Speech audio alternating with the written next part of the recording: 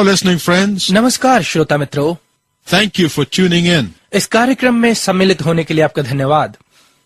It is always a delight when we hear from you and know that this broadcast is blessing you. ये हमेशा हमारे लिए आनंद की बात है जब हम आपसे सुनते हैं कि आप इस प्रसारण के द्वारा आशीष पा रहे हैं। We have been studying together the life of Moses. हम मिलकर मूसा के जीवन का अध्ययन कर रहे हैं। From the early years as children, we are taught that winning is very important, if not everything. बचपन के शुरुआती दिनों से ही हमें सिखाया जाता है कि जीतना यदि सब कुछ नहीं है तो ये बहुत महत्वपूर्ण अवश्य है। In every arena in life, we distinguish between winners and losers. जीवन के हर क्षेत्र में हम जीतने वालों और हारने वालों में अंतर करते रहते हैं। In the spiritual warfare, there are also winners and losers, but the game plan is different. और आत्मिक लड़ाई में भी जीतने और हारने वाले हैं, परंतु युद्ध नीति भिन्न है। In winning the spiritual battle, आत्मिक युद्ध जीतने के लिए it is not what you do that matters. आप क्या करते हैं वो मायने नहीं रखता, It is the extent of your obedience that makes the difference. ये आपकी आज्ञाकारिता का विस्तार है जो निर्णायक तथ्य है। You cannot win the spiritual battle with partial obedience. आप अपूर्ण आज्ञाकारिता के साथ आत्मिक युद्ध नहीं जीत सकते। You cannot win the spiritual war with delayed obedience. आप विलंबित आज्ञाकारिता के साथ आत्मिक युद्ध नहीं जीत सकते। You can only win with total and unconditional obedience. आप केवल पूर्ण और बिना शर्त आज्ञाकारिता के द्वारा ही जीत सकते हैं। Turn with me to Exodus 17, verses 8 to 16. मेरे साथ निर्गमन की पुस्तक 17 अध्याय के 8 से 16 पदों को देखिए। Here you find the people of God confronting an enemy that threatens to destroy them. यहाँ आप पाते हैं कि परमेश्वर के लोग एक ऐसे शत्रु का सामना कर रहे हैं जो उन्हें नाश कर सकता है। To show you the seriousness of this situation, we need to turn first to Deuteronomy 25:17. आपको इस परिस्थिति की गंभीरता दिखाने के लिए पहले हमें व्यवस्था विवरण की पुस्तक 25 अध्याय के 17 पद को देखना होगा। In his farewell address, Moses said, अपने विदायगी भाषण में मूसा कहता है, Remember what the Amalekites did to you on the way as you came out of Egypt. स्मरण करो कि जब तुम मिस्र से निकलकर आ रहे थे तब अमालेकियों ने मार्ग में तुमसे क्या किया। How they attacked you on the way when you were infant and weary. कैसे उन्होंने मार्ग में जब तुम थके मांदे थे तुम पर चढ़ाई की। And cut off at the rear all who lagged behind you, and they did not fear God. और जितने निर्बल होने के कारण सबसे पीछे थे उन सबों को मार डाला और उनको परमेश्वर का भय न था। If Pharaoh and his army represented Satan, यदि फिरौन और उसकी सेना शैतान को दर्शाती है, the Amalekites represent the flesh. तो अमालेकी शरीर को प्रकट करते हैं। Galatians 5:17 tells us गलतियों की पत्री 5 अध्याय का 17 पद हमें बताता है that there are two natures that are constantly at war within us. कि ऐसे दो स्वभाव हैं जो लगातार हमारे अंदर युद्ध करते रहते हैं। And in Romans 7, Paul becomes overwhelmed with this battle. और रोमियो की पत्री 7 अध्याय में पौलुस इस युद्ध पर नियंत्रण कर लेता है। And he comes to the conclusion that he cannot win the battle alone. और वो इस नतीजे पर आता है कि वो अकेला युद्ध नहीं जीत सकता। Then he continues on to say that victory is not what we do, but on whom we depend. और फिर वो कहना जारी रखता है कि विजय हमारे प्रयासों से नहीं है परंतु उसके द्वारा है जिस पर हम निर्भर हैं। Victory is not dependent on our achievements or reputation, but on total surrender. विजय हमारी उपलब्धियों और प्रतिष्ठा पर निर्भर नहीं है परंतु संपूर्ण समर्पण पर निर्भर है। Victory is not dependent on our abilities, but our availabilities to God. विजय हमारी योग्यताओं पर निर्भर नहीं है परंतु परमेश्वर के लिए हमारे उपलब्ध रहने पर निर्भर है।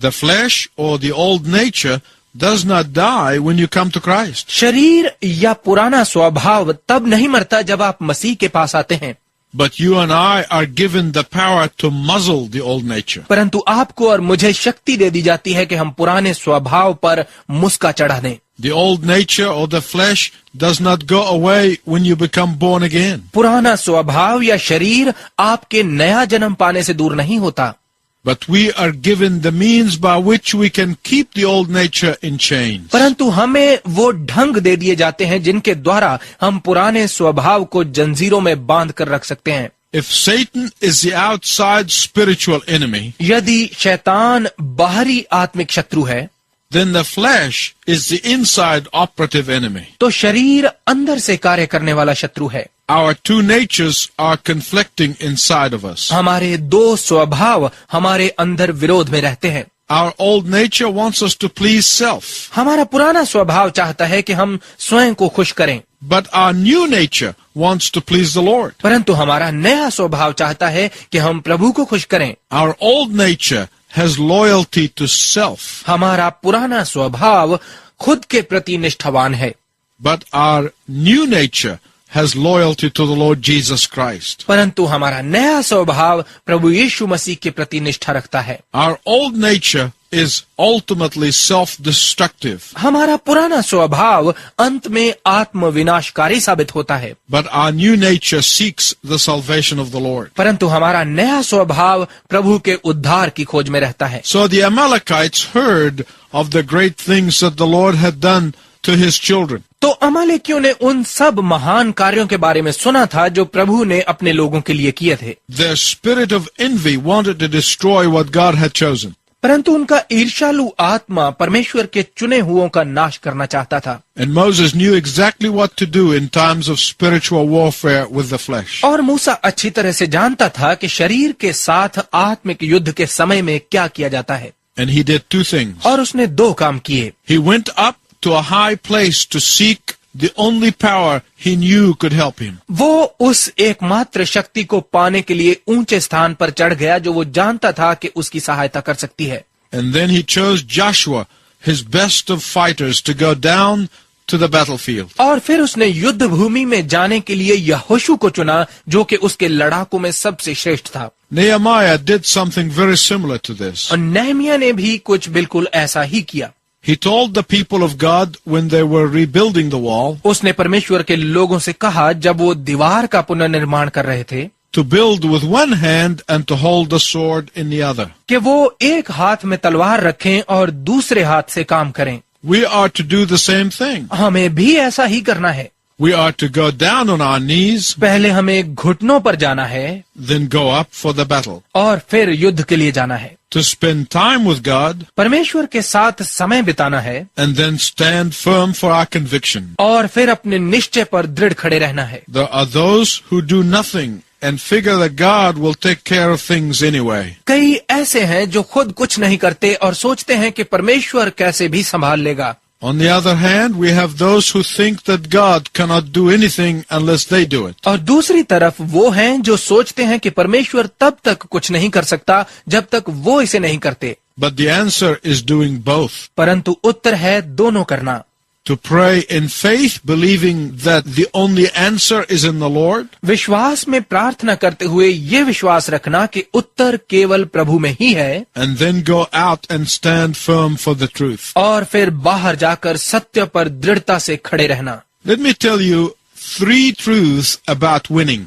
मैं जीतने के बारे में आपको 3 सत्य बताता हूँ. 1. पहला, There can be no winning without kneeling. घुटने टेके बिना कोई जीत नहीं मिल सकती. 2. दूसरा, There can be no winning without standing. खड़े हुए बिना कोई विजय नहीं मिल सकती. 3. तीसरा, There can be no winning without God's banner. परमेश्वर के झंडे के बिना कोई विजय नहीं मिल सकती. Let's learn from what Moses did. आइए उससे सीखें जो मूसा ने किया. He lifted up the staff of the Lord. उसने प्रभु की लाठी उठाई.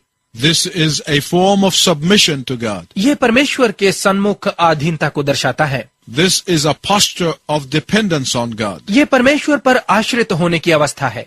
This is a place of kneeling before God. ये परमेश्वर के सामने घुटने टेकने का स्थान है. This is a position of acknowledging that victory will only come from surrender to God. ये इस बात को स्वीकारने की स्थिति है कि विजय केवल परमेश्वर के सामने समर्पण के द्वारा ही मिलेगी. I don't mean just the posture of kneeling. मेरा मतलब केवल घुटने टेकने की अवस्था से नहीं है. What I mean by that is total surrender and dedication of time, energy, money, and all that you are. इससे मेरा मतलब है कि समय, शक्ति, पैसा और वो सब जो आप हैं उसका संपूर्ण समर्पण। And here with Moses, the Lord seemed to be saying, और यहाँ प्रभु मूसा से ये कहता हुआ लगता है, Moses, you be sure to keep your hands up in the air and I will make sure my people win. मूसा, तू ये निश्चित रखना कि तेरे हाथ ऊपर रहें और मैं ये निश्चित करूंगा कि मेरे लोग विजय पाएं। There can be no winning without kneeling. घुटने टेके बिना कोई विजय नहीं मिल सकती। Secondly, there can be no winning without standing together. दूसरा, एक साथ खड़े हुए बिना कोई विजय नहीं मिल सकती। The Bible said बाइबल कहती है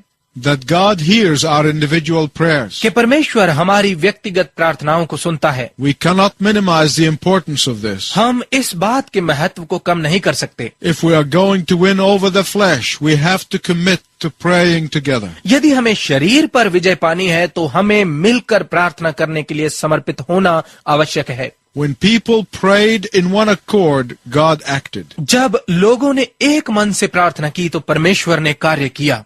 Jesus said that when 2 or 3 are gathered together in His name, He is there in their midst. यीशु ने कहा, जहां 2 या 3 उसके नाम में इकट्ठा होते हैं वो वहां उनके मध्य में है। Let's look at what happened here. आइए देखें यहाँ क्या हुआ। When Joshua went down to lead the battle, जब यहोशू युद्ध में नेतृत्व करने के लिए गया the whole future of the Hebrews' leadership went with him. तो इब्रानी नेतृत्व का संपूर्ण भविष्य उसके साथ गया। There was no giving God the leftovers. उन्होंने बचा हुआ परमेश्वर को नहीं दिया। There was no giving God your second best. उन्होंने अपना दूसरा श्रेष्ठ परमेश्वर को नहीं दिया। There was no giving God the weak and the inferior. उन्होंने दुर्बल और निम्न परमेश्वर को नहीं दिया। They gave their best and their whole future for the battle. उन्होंने युद्ध के लिए अपना श्रेष्ठतम और अपना संपूर्ण भविष्य समर्पित किया। While Moses himself was commanded to stand in prayer, lifting up his hands in intercession. जबकि खुद मूसा को ये आज्ञा दी गई थी कि वो मध्यस्थता के लिए प्रार्थना में अपने हाथ उठाकर खड़ा रहे। But he could not keep up his intercessory prayer and his surrender posture all by himself. परंतु वो अपनी मध्यस्थता की प्रार्थना और समर्पण की अवस्था को अपने आप दृढ़ नहीं रख पाया। He needed Aaron, his brother, and Hur to stand with him.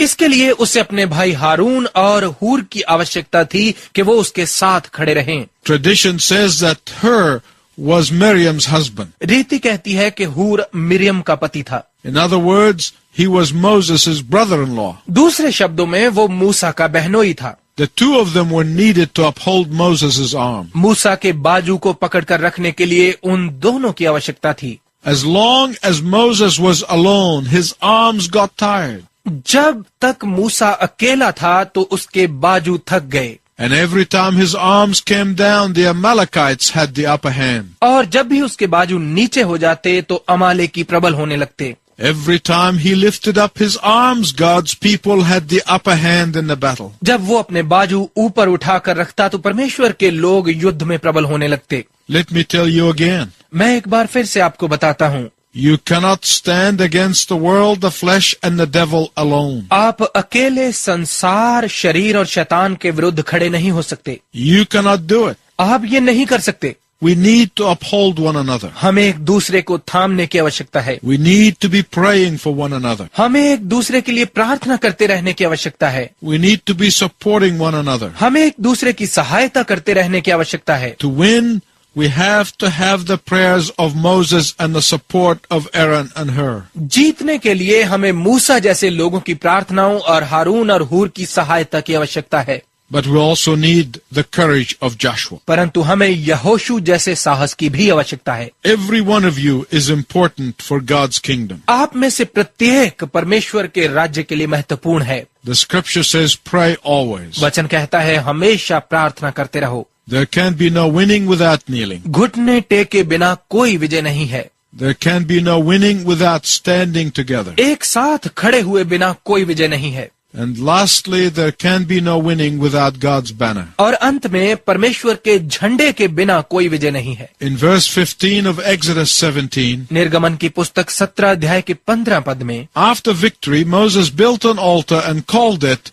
Yahweh Nessi. विजय के बाद मूसा ने एक वेदी बनाई और उसका नाम यहोवा निस्सी रखा। The Lord is my banner. परमेश्वर मेरा झंडा है। And here Moses wanted to fly the banner और यहाँ मूसा वो झंडा फहराना चाहता था that says Jehovah is my banner. जो कहता है यहोवा मेरा झंडा है। In other words, he wanted to declare to the world that Yahweh is the one who gave me victory. दूसरे शब्दों में वो संसार को ये बताना चाहता था कि यहोवा परमेश्वर ही है जिसने मुझे विजय दी है। That Yahweh, who is my God, कि यहोवा जो मेरा परमेश्वर है, that I belong to him and no other. कि मैं केवल उसका हूँ और किसी का नहीं।